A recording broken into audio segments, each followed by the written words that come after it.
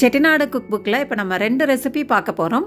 வாழைக்காய் வச்சு செய்ய போகிற 2 ஐட்டம் பார்க்குறோம். வாழைக்காய் வறுவல், வாழைக்காய் பொடி மாஸ். வாழைக்காய் வறுவல் வந்து கொஞ்சம் ஸ்பைசியாக இருக்கும். வாழைக்காய் பொடி மாஸ் வந்து ரொம்ப மைல்டாக இருக்கும். முதல்ல நம்ம வாழைக்காய் வறுவல் எப்படி செய்கிறதுன்னு பார்த்துடலாம். இது ரொம்ப அட்டகாசமாக இருக்கும், ஈஸியாக செஞ்சிடலாம். நம்ம லஞ்ச் பாக்ஸ் செய்கிறதுக்கு ஒரு அரை மணி நேரம் டைமுக்குள்ளே பேக் பண்ணணும் அப்படிங்கிற ஒரு சிச்சுவேஷனில் இது ரொம்பவே இந்த ரெசிபி ஹெல்ப்ஃபுல்லாக இருக்கும். வீடியோவை ஸ்கிப் பண்ணாமல் பாருங்கள். இதுக்கு தேவையான பொருள் என்னன்னு பார்த்துடலாம். ஒரு மிக்ஸி ஜார் எடுத்துகிட்டு ஒரு பாதி தக்காளி, 3 பூண்டு, 3 பல்லு பூண்டு, 1/4 டீஸ்பூன் சோம்பு, 1/4 டீஸ்பூன் சீரகம், 1/4 டீஸ்பூன் மஞ்சப்பொடி, 1/2 டீஸ்பூன் தனி மிளகாய் தூள். செட்டிநாடு ஸ்நாக்ஸ் ஆன்லைனில் கிடைக்கும் தனி மிளகாய் தூள் நல்ல கலர்ஃபுல்லாக அட்டகாசமாக இருக்கும். இது எல்லாத்தையும் சேர்த்து உப்பையும் சேர்த்துடலாம். இந்த கிழங்குக்கு தேவையான உப்பையும் சேர்த்துடலாம். சேர்த்து நைஸாக அரைச்சி எடுத்து வந்துடலாம். 2 கிழங்கு எடுத்திருக்கேன், 250 கிராம்ஸ் இருக்குது. அதுக்கான அளவு தான் இது. நைஸாக அரைச்சி எடுத்துகிட்டு வந்துடுறேன். இந்த மாதிரி நைஸாக அரைச்சி எடுத்துக்கோங்க. ஒரு பவுலில் தண்ணி எடுத்துகிட்டு அதில் 1 டீஸ்பூன் அளவுக்கு பட்டர் மில்க் சேர்த்துருங்க. இந்த மோர் எதுக்கு சேர்க்குறோம் அப்படின்னு சொன்னால், வாழைக்காய் வந்து கலர் மாறாமல் இருக்கும், கையும் வந்து உங்களுக்கு கலர் மாறாது. வாழைக்காய் அதே மாதிரி வெள்ளையாகவே ஃப்ரெஷ்ஷாக கிடைக்கும். அதுக்கு தான் மோர் சேர்க்குறோம். இது மேல் தோலை அப்படியே எடுத்துருங்க. மேல் தோல் எடுத்துட்டோன்னா அந்த ரொம்ப ஒரு மாதிரி ஹார்டாக இருக்காது, நாராக இருக்காது, சாப்பிட்றதுக்கு நல்லா சாஃப்டாக கிடைக்கும். மேலாப்பில் இருக்க தோலை கொஞ்சம் எடுத்துடலாம். சைடில் இருக்கிற அந்த மாதிரி கருப்பாக இருக்கிற அதை எல்லாத்தையும் அப்படியே கத்தி வச்சு சீவி எடுத்துடலாம். எடுத்துட்டு இந்த மாதிரி சைடில் இருக்கிறதையும் எடுத்துருங்க, அப்போ தான் நல்லாயிருக்கும். இதை பாதியாக கட் பண்ணிக்கோங்க. பாதியாக கட் பண்ணிவிட்டு அதை வந்து செமி சர்க்கிளாக சின்னதாக கட் பண்ணிக்கோங்க. ரொம்ப தின்னாகவும் வேண்டாம், ரொம்ப திக்காகவும் வேண்டாம். 1/4 இன்ச் திக்னஸ் இருக்க மாதிரி கட் பண்ணிக்கோங்க. ரொம்ப தின்னாக இருந்தால் கட் பண்ணும்போதே உடஞ்சிரும், திக்காக இருந்தால் ஒரு மாதிரி நல்லா இருக்காது. அதனால் மீடியமாக கட் பண்ணிக்கோங்க. இந்த மாதிரி எல்லாத்தையும் கட் பண்ணி மோர் கலந்த தண்ணியில் சேர்த்துட்டு கழுவிடலாம். நல்லா கழுவி தண்ணியை வடித்து எடுத்துக்கலாம். கலர் பாருங்கள், அப்படியே ஒயிட்டாகவே இருக்குது. இல்லைன்னா கொஞ்சம் கருத்துடும். இப்போ கருக்காமல் ஒயிட்டாக இருக்குது பாருங்கள், மோர் தண்ணியில் சேர்த்ததுனால. இப்போ தண்ணியை வடித்து எடுத்துகிட்டு அரைச்ச விழுதை போட்டு நல்லா கலந்து விடுங்க. கம்ப்ளீட்டாக நல்லா கோட் ஆகிற மாதிரி கலந்து விடணும். இது மேரினேட் பண்ணணுங்கிற அவசியம் இல்லை, ஜஸ்ட் இது நல்லா மிக்ஸ் ஆனால் போதும். எல்லா கிழங்குலையும் முன்னாடி பின்னாடி எல்லாமே நல்லா அப்ளை ஆகிற மாதிரி கோட் பண்ணி செட் பண்ணி வச்சிடலாம். இந்த மாதிரி ஊறட்டும். ரொம்ப நேரம் ஊற வேண்டாம், ஒரு 5 நிமிஷம் 10 நிமிஷம் நம்ம இந்த பேன் ஹீட் ஆகிற வரைக்கும் இது ஊறினா போதும். இது ரெடி பண்ணி வச்சாச்சு. இப்போ நம்ம ஒரு பேன் எடுத்து சூடு பண்ணிடலாம். அதுக்கு 1 டேபிள் ஸ்பூன் எண்ணெய் சேர்த்துருக்கேன். நீங்கள் எண்ணெயிலே வறுக்கணும்னு ஆசைப்பட்டீங்கன்னா நிறைய எண்ணெய் சேர்த்துக்கோங்க. நான் எண்ணெயில் வறுக்கலை, லைட்டாக தண்ணி தெளித்து தான் வறுக்க போகிறேன். அதனால் ஒரே 1 டேபிள் ஸ்பூன் எண்ணெய் சேர்த்துருக்கேன். தாளிக்கிறது எதுவுமே சேர்க்க வேண்டாம். நம்ம பெசரி வச்ச வாழைக்காயை உள்ளே சேர்த்துடலாம். அட்டகாசமாக இருக்குது. பால்கனி வழியில் அந்த சன்லைட் அந்த கிழங்கு மேலே விழுகிறது ரொம்ப கலர்ஃபுல்லாக இருக்குது.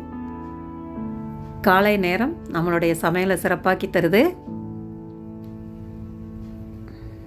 அட்டகாசமாக வெந்துட்டுருக்கு. இதில் நம்ம தாளிக்கிறது எதுவுமே சேர்க்கலாங்க. லைட்டாக தண்ணி தெளிச்சிருக்கேன். நீங்கள் அப்படியே எண்ணெயில் வறுத்து எடுக்கிறதா இருந்தால் வறுத்து எடுங்க. நான் லைட்டாக தண்ணி லைட்டாக தெளிச்சிங்கன்னா போதும். வாழைக்காய் ரொம்ப ஈஸியாகவே வெந்துடும். அந்த பூண்டு தக்காளி எல்லாம் சேர்த்துருக்கிறதுனால வேகும் போதே நல்ல வாசமாக இருக்குது. இந்த ஸ்டேஜில் கொஞ்சம் கருவேப்பிலையும் சேர்த்துருங்க.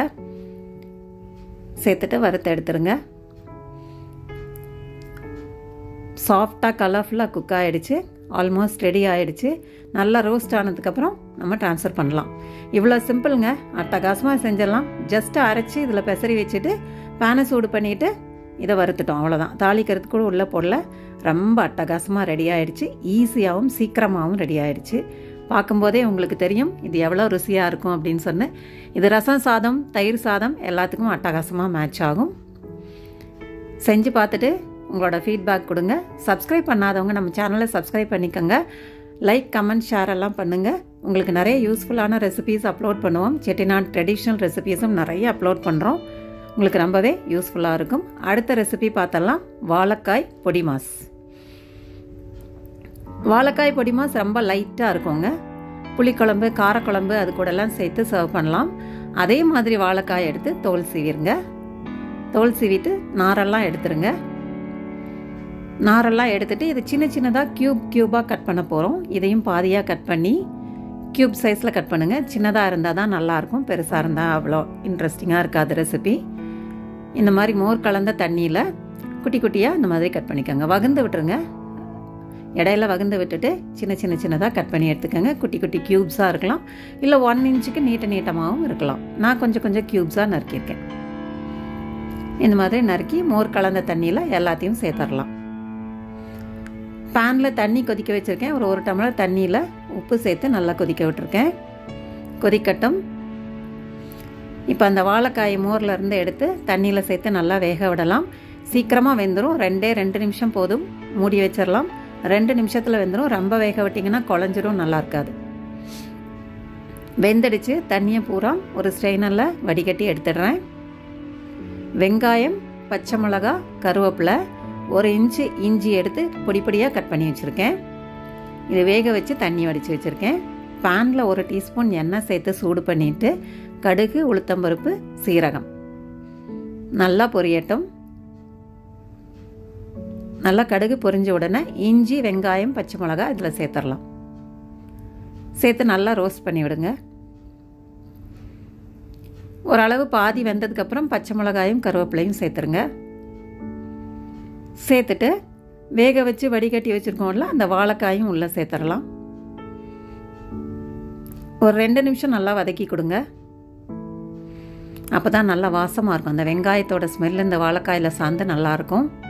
இப்போது ஒரு கைப்பிடி தேங்காய் துருவல் இதையும் சேர்த்துக்கங்க. மிளகு சீரகம் பொடி வேணாலும் அதையும் சேர்த்துக்கலாம். சேர்த்து ஒரு நிமிஷம் நல்லா வறுத்து எடுத்துடலாம். ரொம்ப நேரம் வறுக்காதீங்க, உடஞ்சிடும், மாவு மாதிரி ஆகிடும். இப்போ பாருங்கள், பர்ஃபெக்டாக இருக்குது. அட்டகாசமாக ரெடி ஆயிடுச்சு. வாழைக்காய் பொடி மாஸ் ரெடி. எவ்வளோ ஈஸியாக சிம்பிளாக 2 ரெசிபி பண்ணிட்டோம். இதை செஞ்சு அசத்துங்க.